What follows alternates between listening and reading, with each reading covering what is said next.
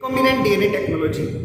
इससे पहले बायोटेक के जो वीडियोज हमने देखे थे उनमें हम बात कर चुके थे रिकॉम्बिनेंट डीएनए टेक्नोलॉजी क्या होती है, और इसके अलावा हमने बात की थी रिकॉम्बिनेंट डीएनए टेक्नोलॉजी के आवश्यक एपरेटस के बारे में, इंस्ट्रूमेंट्स के बारे में। इन दोनों टॉपिकों को पढ़ने के बाद आज जो नेक्स्ट टॉपिक हम ले रहे हैं वो हम बात करने वाले हैं रिकॉम्बिनेंट डीएनए टेक्नोलॉजी की क्रियाविधि के बारे में। तो देखिए, इस प्रोसेस को, एक बड़ी प्रोसेस होती है, इस प्रोसेस को हम स्टेप्स में डिवाइड करके इसका अध्ययन करते हैं। तो पहले हम स्टेप्स की चर्चा करेंगे, उनके नाम के बारे में बात करते हैं कि कौन कौन से स्टेप्स होते हैं जो इस टेक्नोलॉजी में यूज किए जाते हैं। तो देखिए,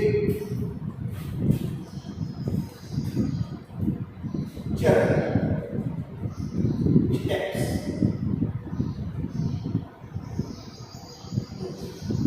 इसका पहला जो चरण होता है वो है डीएनए का विघटन।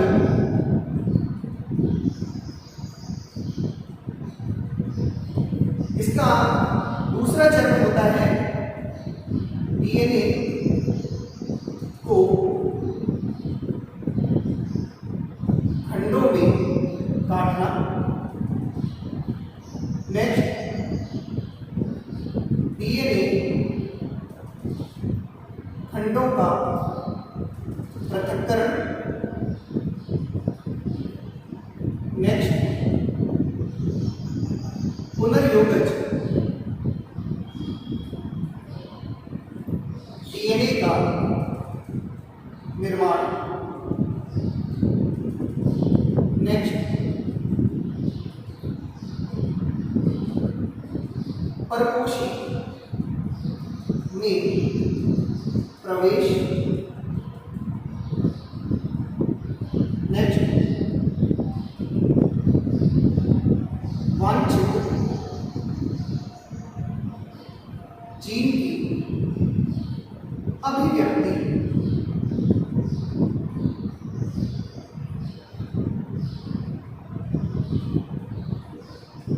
और लास्ट है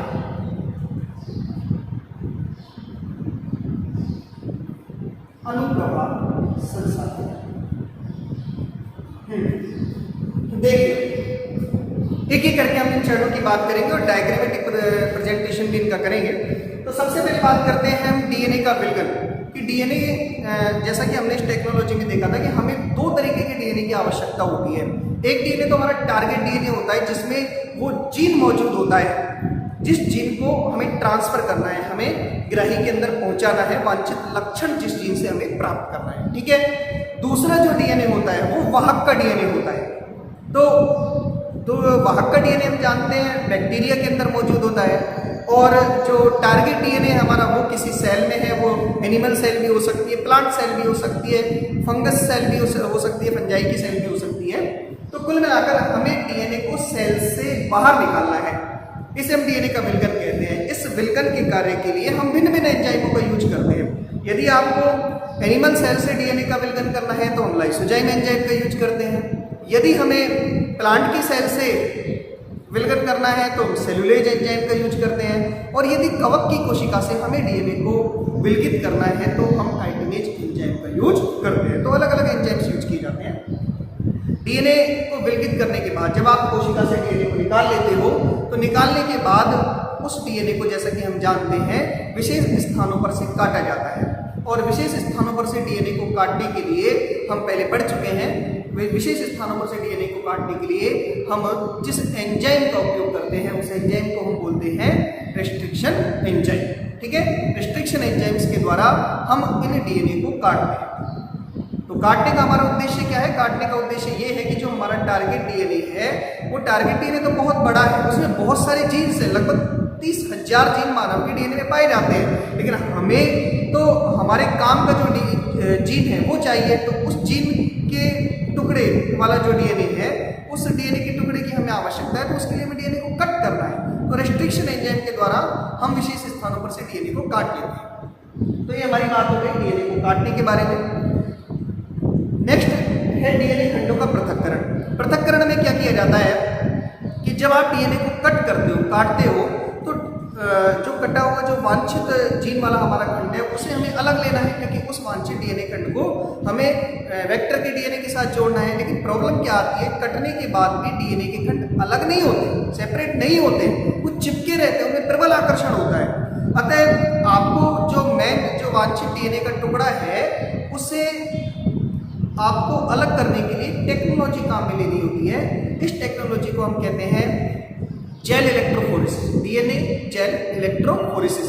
इस टेक्नोलॉजी में हम जेल के अंदर डीएनए को रन कराते हैं, ठीक है। डीएनए जो होता है ये माइनस आवेश वाला होता है, नेगेटिव चार्ज वाला डीएनए होता है। अतः जब हम इसको इलेक्ट्रिक फील्ड में जेल के अंदर रन करवाते हैं तो इसके जो टुकड़े होते हैं वो जेल में एनोड की तरफ जाकर जेल में फंस जाते हैं, अलग अलग हो जाते हैं, और फिर हम फंसे हुए टुकड़ों को कट करके हम डीएनए खंडों को अलग कर लेते हैं। तो इस प्रोसेस को हम एक अलग वीडियो में इसके बारे में चर्चा करेंगे कि जेल इलेक्ट्रोफोरेसिस कैसे कराई जाती है। फिलहाल हम ये बता रहे हैं कि जेल इलेक्ट्रोफोरेसिस के द्वारा हम कैथोड से एनोड की तरफ डीएनए खंडों को जेल में अलग कर लेते हैं। इसके बाद नेक्स्ट क्या किया जाता है, जब सेपरेट हो जाते हैं फिर बात आती है पुनर्योगित डीएनए का निर्माण। फिर हम क्या करते हैं कि जो हमारा टारगेट डीएनए का जो टुकड़ा है जो हमने सेपरेट किया है, उस टारगेट डीएनए को हम वेक्टर के डीएनए के साथ, यानी जिसे प्लाज्मिड कहते हैं, उस प्लाज्मिड के साथ हम उसे जोड़ देते हैं।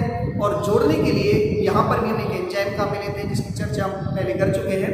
वो एंजाइम होता है लाइगेज। लाइगेज एंजाइम जो दो डीएनए के खंडों को आपस में जोड़ता है। तो लाइगेज एंजाइम के द्वारा हम टारगेट डीएनए और वेक्टर का जो डीएनए है उन दोनों को जोड़ देते हैं, और दोनों डीएनए जब आपस में जुड़ जाते हैं तो पुनर्योगित डीएनए का क्या हो जाता है, निर्माण हो जाता है।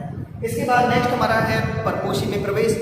जैसा कि हमने इंस्ट्रूमेंट्स में भी पढ़ा था कि कोश सेल होती है, परपोषी कोशिकाएं, और इन परपोषी कोशिकाओं का क्या काम होता है कि जो रिकॉम्बिनेंट डीएनए आपने बनाया है उस रिकॉम्बिनेंट डीएनए की प्रतिकृति बनाने के लिए, उसका तेजी से गुणन करवाने के लिए हमें उस रिकॉम्बिनेंट डीएनए को परपोषी कोशिकाओं में डालना होता है, क्योंकि बाह्य माध्यम में ऐसा नहीं हो पाता। तो हम किसी परपोषी कोशिका जो कि बैक्टीरिया वगैरह की हो सकती है, परपोषी कोशिका में रिकॉम्बिनेंट डीएनए को डालते हैं उसका गुणन कराने के लिए। और इस रिकॉम्बिनेंट डीएनए को परपोषी कोशिका में डालने के लिए भी ये एक निजी कार्य नहीं होता है, इसके लिए हमें अलग अलग विधियों की आवश्यकता होती है। तो परपोषी कोशिकाओं में डीएनए को प्रवेश कराने के लिए हम भिन्न भिन्न मेथड्स काम में ले सकते हैं। उनमें बर्फ पर रख कर भी किया जा सकता है, भिन्न भिन्न टेम्परेचर देकर, माइक्रो इंजेक्शन के द्वारा भी किया जा सकता है ये इस तरीके का ट्रांसफर। और इसके अलावा लिपोसोम एक मेथड होता है, उसके द्वारा भी परपोषी कोशिका में रिकॉम्बिनेंट डीएनए का ट्रांसफर किया जा सकता है। तो ये भी जो मेथड्स हैं इनको भी हम अलग वीडियो में डिटेल से पढ़ेंगे कि लिपोसोम मेथड क्या होता है, माइक्रो इंजेक्शन वाला जो मेथड होता है वो क्या होता है, और कौन कौन से अदर मेथड्स होते हैं रिकॉम्बिनेंट डीएनए को कोश सेल में ले जाने के लिए। इसके बाद हमारी बात आती है वांछित जीन की अभिव्यक्ति। तो क्या होता है कि परपोषी कोशिका में जब हमारा रिकॉम्बिनेंट डीएनए पहुंच जाता है तो पहुंचने के बाद वो तेजी से गुणन करता है, बहुत सारी कॉपियाँ बनाता है। तो जैसे जैसे यहाँ पर परपोषी कोशिका जैसे जैसे अपना गुणन करती है, जैसे कि क्या है, जो माइक्रो ऑर्गेनिज्म होते हैं, बैक्टीरिया वगैरह होते हैं, ये तेजी से अपनी संतति उत्पन्न करते हैं, बहुत तेजी के साथ, बहुत कम समय में अपनी लाखों करोड़ों संततियाँ बनाते हैं। तो इसी तरीके से क्या होता है कि जो इनके अंदर रिकॉम्बिनेंट डीएनए हमने डाला है, जब बैक्टीरिया अपनी संतति बनाएगा तो रिकॉम्बिनेंट डीएनए की प्रतिकृति उसके साथ साथ बनती चली जाएगी, बहुत सारे रिकॉम्बिनेंट डीएनए हमें प्राप्त हो जाएंगे। यहाँ पर हम एक बात और भी करेंगे कि वर्तमान में डीएनए की बहुत तेजी से प्रतिकृतियाँ बनाने के लिए एक और मैकेनिज्म काम में ली जाती है, जो महंगी होती है, कॉस्टली होती है, लेकिन बहुत अच्छी मैकेनिज्म है। उसे हम कहते हैं पीसीआर, पॉलीमरेज चेन रिएक्शन। इसके द्वारा बहुत कम समय में, चंद समय में ही डीएनए की करोड़ों प्रतियां तैयार की जा सकती हैं पॉलीमरेज चेन रिएक्शन के द्वारा। उसके बारे में भी हम आने वाली वीडियोज में चर्चा करेंगे।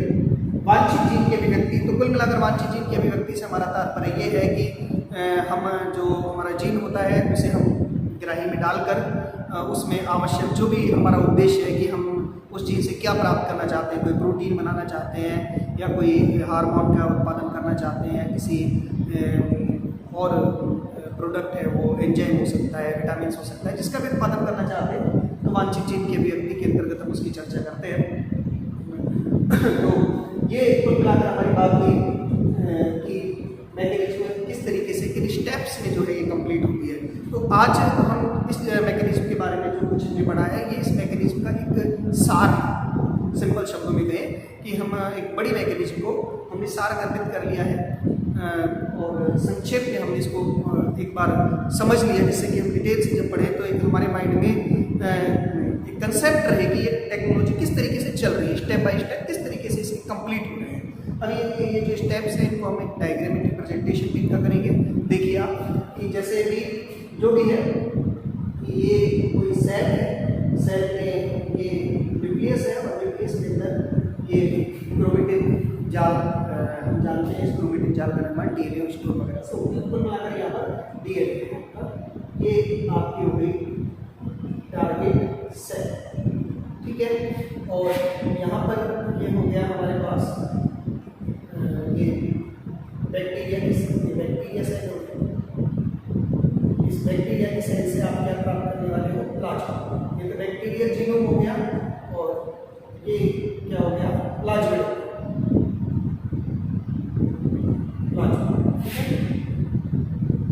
और ये टारगेट सेल में आपका डीएनए टारगेट है। अब हमने क्या किया, हमने यहाँ पर एंजाइम काम ले लिया है। चूंकि एनिमल सेल है तो हम एंजाइम कौन सा काम लेंगे, मैंने आपको बताया था लाइसोसोम।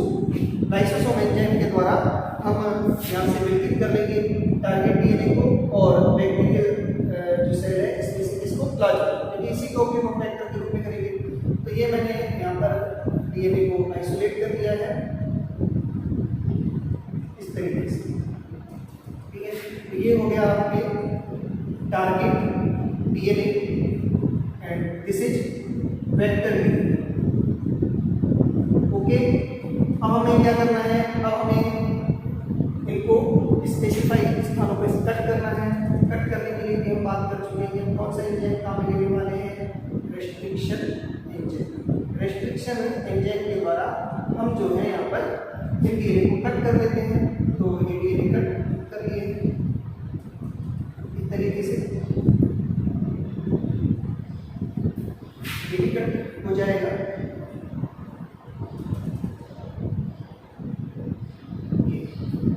दोनों को कट कर लिया। दोनों को कट करने के बाद अब हम क्या करने जा रहे हैं कि मान लीजिए हमारा वांछित जीव डीएनए का टुकड़ा है जिसे हम वेक्टर के साथ जोड़ेंगे। तो हम यहाँ जोड़ देते हैं दोनों को इस तरीके से, हमने जोड़ दिया। तो ये हमारा वांछित जीव आ गया इस वेक्टर के साथ। दोनों के जोड़ने से ये बन गया आपका रिकॉम्बिनेंट डीएनए, इसी रिकॉम्बिनेंट, ठीक है। अब इस रिकॉम्बिनेंट, अच्छा ये जोड़ने के लिए हमने यहाँ पर किस एंजाइम को काम ले लिया है, यस लाइगेज एंजाइम, ठीक है। लाइगेज एंजाइम काम ले लिया। अब हम इसे किस में डालेंगे, कोश सेल के अंदर डालेंगे। तो ये कोश सेल है जो कि बैक्टीरिया के लिए है और इस कोश सेल के अंदर हमने क्या किया, रिकॉम्बिनेंट डीएनए को डाल दिया। ये कोश सेल हो, कोश सेल। अब क्या होगा, अब ये कोश सेल जो है तेजी से अपना गुणन करके अपनी क्या बना देगी, बहुत सारी कॉपियां बना।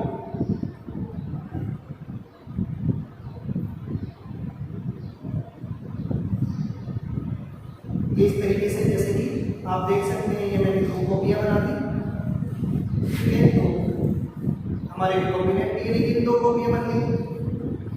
यहाँ पर क्या है कि ये कोश सेल अपना जन्म कर रही है, रिप्रोडक्शन कर रही है, तो साथ में इसकी भी प्रतिकृति बन गई। अब ये भी 2 से 4 हो जाएंगे इस तरीके से, 4 से 8, 8 से 16, 16 से 32। तो इस तरीके से जो है इनकी संख्या बढ़ती चली। हमारे रिकॉम्बिनेंट डीएनए के साथ हमारे टारगेट जीन का भी क्या होता चला जाएगा, गुणन होता चला जाएगा। और यहाँ से जब हम बहुत सारी कॉपियां तैयार कर लेते हैं तो हम जो है इसको किस में प्रवेश करा देते हैं, ग्राही में डाल देते हैं, रिसेप्टर पे डाल देते हैं, ओके। और वांछित लक्षण की जो है विकृति करा देते हैं।